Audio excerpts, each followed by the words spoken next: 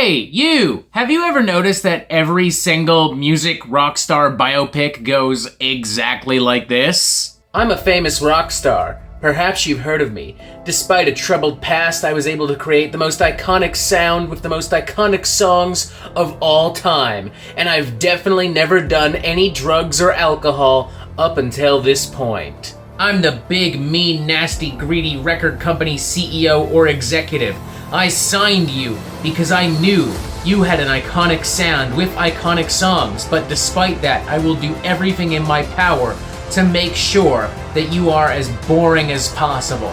So you're telling me the lead single from your new album is about sex, drugs, possibly has some kind of social, moral lesson or message to it, and also is slightly over 3 minutes long? There's no way that'll sell. There's no way that'll be such an iconic song.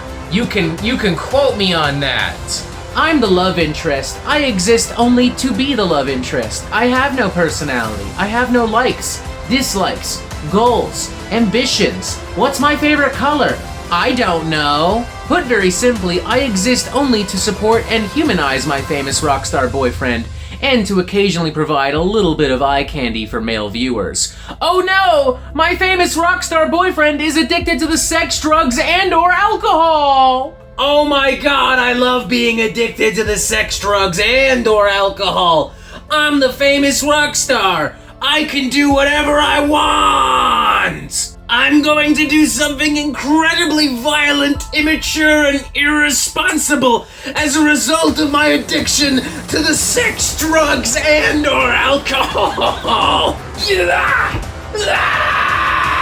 When I win the Academy Award, that's the scene they'll play! Rockstar and music biopics have become so stale and dull and bland and predictable and repetitive and formulaic. They all look and feel and sound the same. They're all derivative of each other and also themselves, and it doesn't seem to matter who the actual subject of the biopic in question is. It doesn't matter what genre of music they played. It doesn't matter what they actually did or didn't accomplish. Somehow, all of these movies follow this exact blueprint. People love to talk about superhero fatigue and how tired they are of sequels and reboots and remakes, but I'm personally far more frustrated with how Hollywood just looks at every single possible story from every single possible artist, musician, producer, songwriter, whatever, and just slaps this incredibly lazy template on it. Now, there are some exceptions to the rule, some of which we will talk about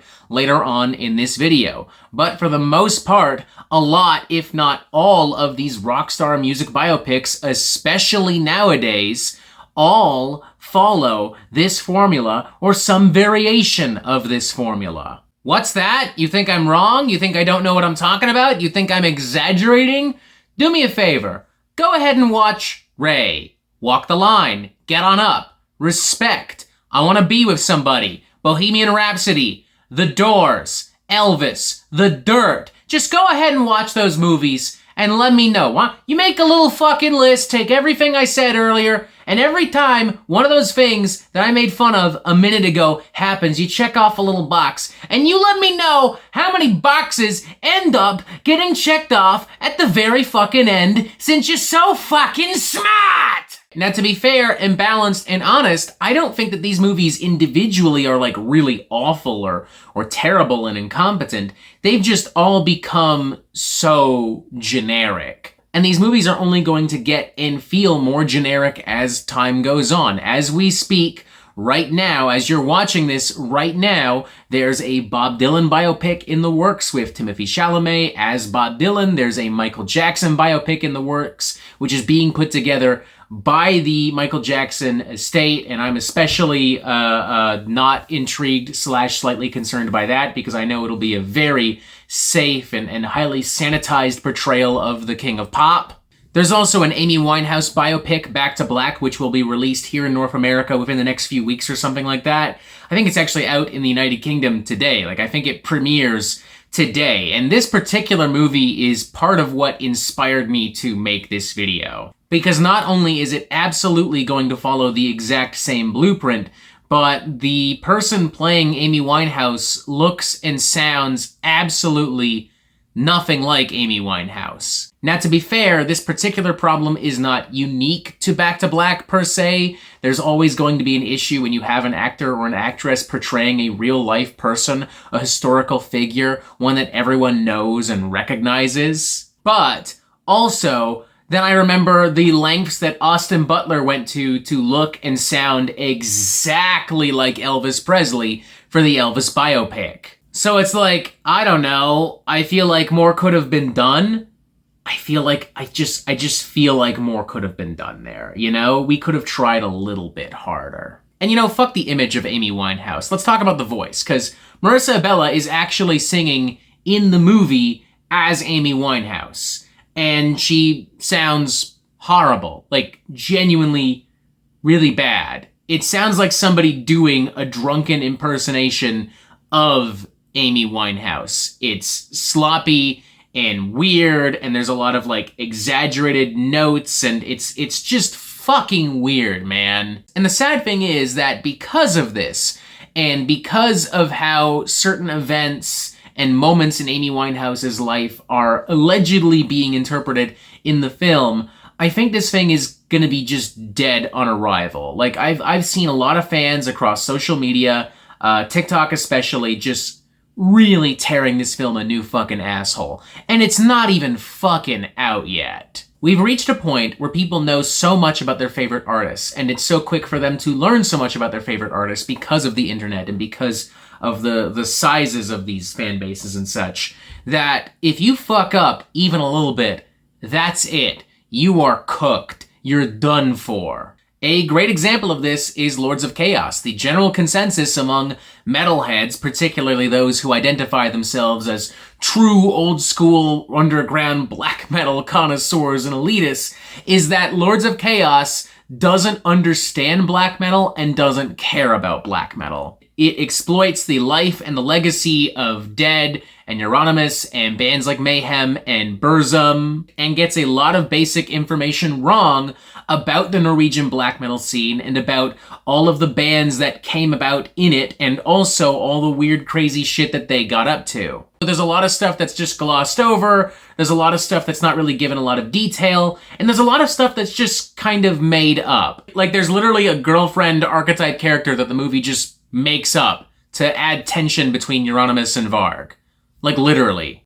This kind of like visceral reaction you get from fans when you get one little thing wrong is similar to the kind of reaction that like comic book fans will have watching like a big Marvel movie or a DC movie. Or even like, I remember back in the day when the Harry Potter movies were coming out.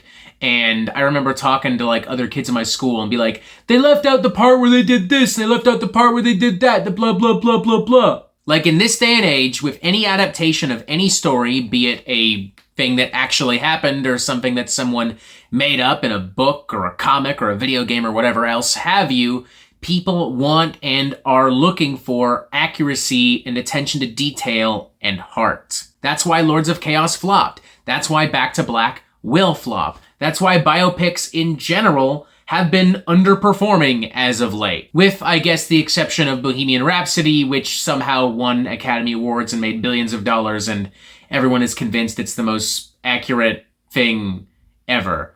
It's not. Like, I'm trying to stay focused, but I need to say it. I fucking hate Bohemian Rhapsody. It is the worst of all of these biopics and one of the most overrated movies ever made. There is so much very, very basic information about Queen that it just gets wrong.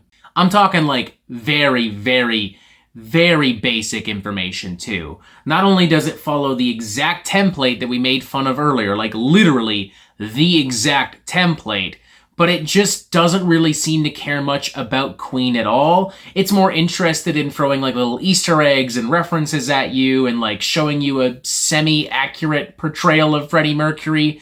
I don't know, I emphasis on semi because like what the fuck? They exaggerated the fuck out of that overbite of his, and they just kind of made him look like a scoundrel and a deviant, whereas everyone else in Queen, who coincidentally were producers on the film, or maybe not so coincidentally, they looked pretty cool. They looked like normal, down-to-earth dudes who just liked rock and roll and weren't interested in all that sex and drugs and or alcohol. Earlier in the video, I talked about there being some exceptions to the rule, and I wasn't just talking about biopics that strayed away from the biopic formula. I was referring to movies that were very literally doing their own thing. And I want to talk about some of those movies because I think they show that there is some hope for this genre, and also because I don't want to sit here and literally just talk shit for like 20 minutes or whatever. The first of these is the 2019 Elton John biopic and jukebox musical Rocket Man, starring Taron Egerton as Elton John. This movie doesn't really have like a traditional narrative. It does detail various events from Elton John's life, and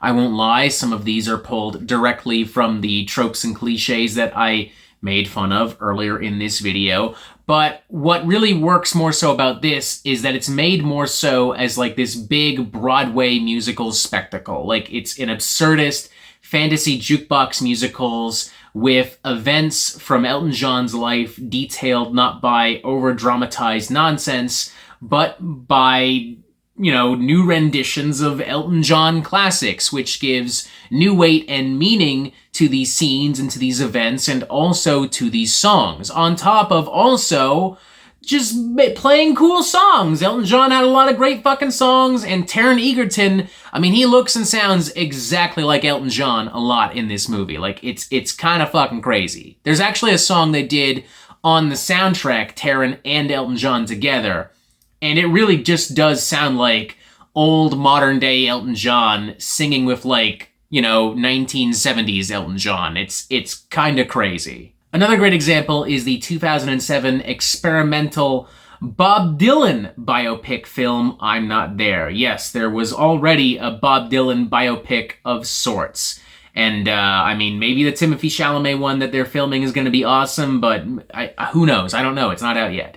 But I don't think it'll be nearly as inventive or as creative as I'm Not There. What's interesting about this film is that it isn't really a Bob Dylan biopic. It's more experimental and abstract, with 6 different actors, everyone from Christian Bale to Cate Blanchett to Heath Ledger in one of his final roles while he was alive, playing different characters based on different, personas and that Bob Dylan had, based on different phases of Bob Dylan's career in life. And honestly, I feel like I learned more about Bob Dylan watching this movie than what I could have learned watching a more straightforward biopic or even a full-on documentary. Like the ways in which this movie uses its various characters based on Bob Dylan and his music to explore Bob Dylan and his music, to really dissect it and analyze it, I just think is way more interesting. I'm cheating a little bit here, but I want to mention Weird, the Al Yankovic story released in 2022, which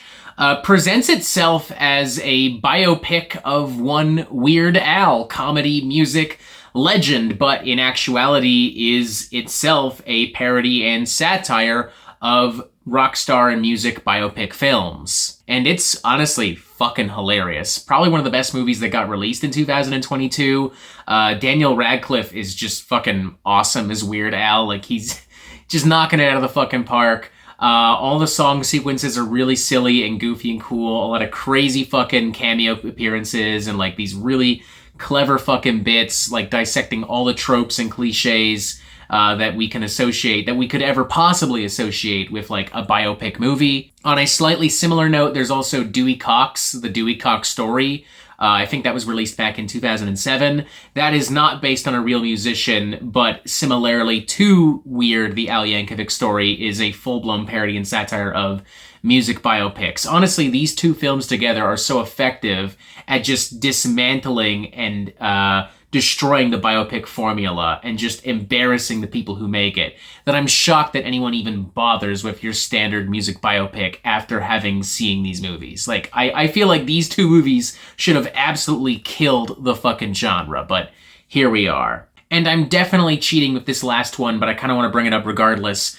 Pink Floyd's The Wall. This is not a standard biopic. It's not even an experimental biopic. It's not really a biopic. It is a really weird movie that is part of a multimedia project that also includes the album The Wall, and several tours, and even an opera. And it's weird and it's wild and it's very abstract, very surreal, but there are biographical elements to it. The movie is about a lot of things simultaneously. It's about homegrown fascism, and it's about the record industry, and it's about how children are exploited and abused by industries and by education institutions and such, and it's about oppression and the consequences of World War II. But a lot of the ideas and themes and concepts of the movie, of the album, of the entire Wall multimedia project are ones that are based on real experiences that Roger Waters had, real feelings that he had. The character of Pink in The Wall is modeled after him and another member of Pink Floyd, Syd Barrett. This is by no means an immediate or accessible film. It's not one that's like super easy to comprehend. There's a lot of layers to it, a lot of dark, brutal, twisted imagery and metaphors and analogies, and it's just a lot in general. But I'm going to recommend it regardless, because I think The Wall, the movie, is an example of creating a biopic, pulling from real experiences and telling a brand new story with it. Like, this movie is in a lot of ways just as much about Roger Waters as it is about the character of Pink and how he feels about the wall and various bricks in those walls that surround him and his life. What the Rockstar music biopic genre needs right now is a swift, hard kick in the fucking ass. We need a movie like the ones I've just mentioned a moment ago, like Rocket Man, I'm Not There, The Wall, Weird the Al Yankovic Story, that is really creative and is really fun and really well made and does new things but feels authentic to the spirit and the story of the artist in question. Like, we need a Rockstar music biopic that is massive and also totally reinvents the genre. In the way that, like, Toy Story did for animation in the 90s. In the way that, like, Iron Man and the Dark Knight did for superhero movies in 2008. I mean, look, at the end of the day, I just want to watch good movies. I'm not really focused on the money part of it, but if one of these good movies can make a shitload of money and be really successful, then that becomes the trend. Like, that's just the bottom line. Like, remember when vampires and zombies were a big deal in the early 2010s? We were trying to make them young and edgy and sexy because of stuff like Twilight. Like, you know, like wouldn't it be great if the trend for a while was really creative, exciting music rockstar biopics? Something that's actually cool? I don't know. I think that'd be kind of cool. Just saying. I don't really know where else to go from here, so let's wrap it up. Biopic movie makers, do better. Be better. 'Cause I'm bored. And so are a lot of other people. Like, goddamn it.